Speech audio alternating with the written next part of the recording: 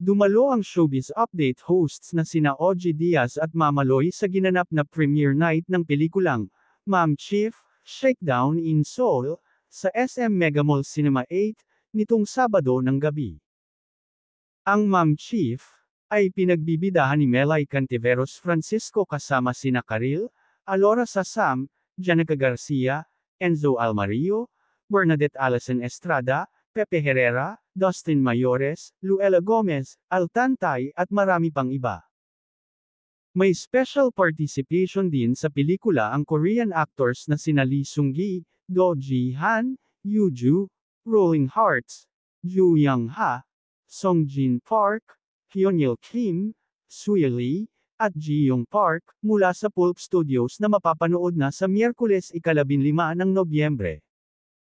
Kahit hindi kasama sa pelikula sina OG at Mamaloy ay talagang hiniyawan sila ng mga fans, nang umakyat sila sa stage para batiin si Melay sa kanyang pelikulang siya ang pinakabida.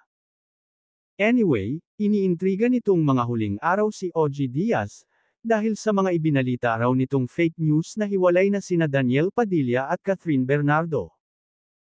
Napanood namin ang episode na umere sa Showbiz Updates, at napakalinaw naman ng sinabi ng host na hindi ito kumpirmado, pero mainit na pinag-uusapan at sana nga hindi totoo. Siyempre hindi ito tanggap ng supporters ng Kathniel, kaya't kung ano-ano ang ibinabansag ngayon kay OG Diaz, pero ang nakapagtataka kahit na ninenega siya ngayon, ay marami pa ring tumatawag ng pangalan niya at marami pa ring gustong mag-workshop sa kanya. Anyway, nag-post si OG Diaz nitong linggo ng hapon, tungkol sa mga natatanggap niyang mensahe sa bashers na talagang pinatulan na rin niya. Aniya, pinagkakakitaan niyo ang buhay ng mga artista. Galing sa tsismis ang ipinangkakain niyo sa pamilya niyo. Ganyan silang mga delulu fans. Pag ayaw nila ng balita mo tungkol sa idol nila. Pero pag pinuri-puri mo naman ang mga idol nila, di naman nila naiisip na galing sa tsismis ang ikinabubuhay namin. Kung minsan, magkano ibinayad sa iyo para purihin sila? Queen ina nyo, saan pa namin ilalagay ang sarili namin, dahil di namin kayo maspelang. Ang pahayag ni OG. Oo nga naman, minsan nga ang mga fans pa mismo ang nagpaparating sa mga idolo nila, na nasulat sila ng hindi maganda kaya naman ang mga artista lalo na kapag wala sa mood, ay nagagalit o kaya ay ipapaban ka sa media ko nila. In fairness may mga fans din na sila na mismo ang nagpapasalamat on behalf sa kanilang mga idolo, kapag nasusulat ng maganda na kadalasan kasi ay hindi marunong magpasalamat ang mga artista. Anyway, ipinaliwanag ni OG na hindi perpekto ang mga artistang hinahangaan ng fans. Bakit?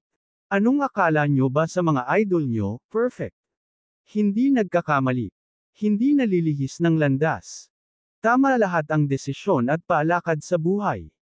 O bakit hindi nyo ikampanya para ma-beautify na para tuluyan ng maging santo?